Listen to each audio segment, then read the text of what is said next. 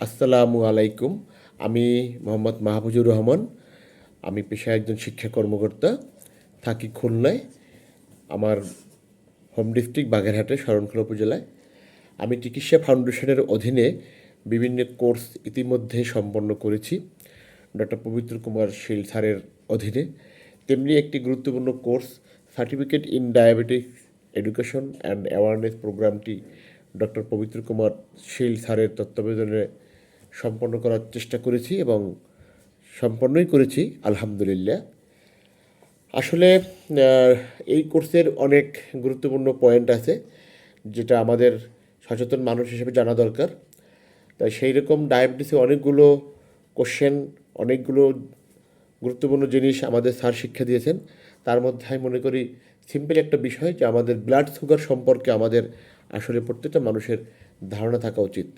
আমাদের রক্তে বিভিন্ন রকমের সুগারের উপস্থিতি আছে, তার মধ্যে গ্লুকোজ হলো প্রধান, কারণ অধিকাংশ পরিমাণে এর উপস্থিতি দেখা যায়। ব্লাড সুগার হলো আমাদের রক্তে গ্লুকোজেরই একটা উপস্থিতি। আমরা যখন বিভিন্ন ধরনের খাবার খাই, শর্করা জাতীয় খাবারের একাংশ ভেঙে সেটা গ্লুকোজে হয়ে রক্তে চলে আসে, আর রক্তে গ্লুকোজের পরিমাণটাই হলো আমাদের ব্লাড সুগার লেভেল।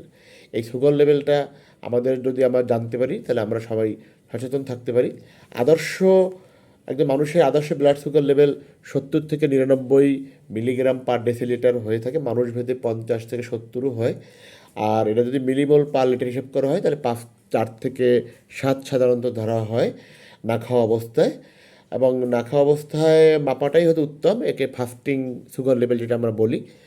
আবার যদি এটা যদি মেপে আমাদের যদি 7 মিলিমোল পার লিটারের উপরে চলে যায়, তখন মানুষ আমরা সাধারণত প্রি ডায়াবেটিক বা টাইপ 2 ডায়াবেটিক হওয়ার ঝুঁকিতে থেকে যায়।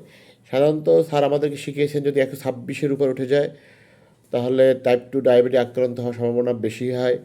এবং যদি আমরা যাদের ডায়াবেটিস 2 আক্রান্ত হয়, তারা যদি খাওয়ার পরে যদি 8.5 মিলিমোল পার লিটার হয়, তাহলে সেটাকে সাধারণত নিয়ন্ত্রণের মধ্যে ধরা হয়।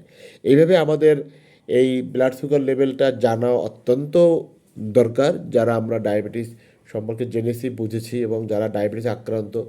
আমাদের প্রত্যেকটা পরিবারই কম বেশি মানুষ, আমাদের আত্মীয় স্বজন সবাই ডায়াবেটিসে আক্রান্ত এবং দিন দিন সংখ্যা বৃদ্ধি পাচ্ছে।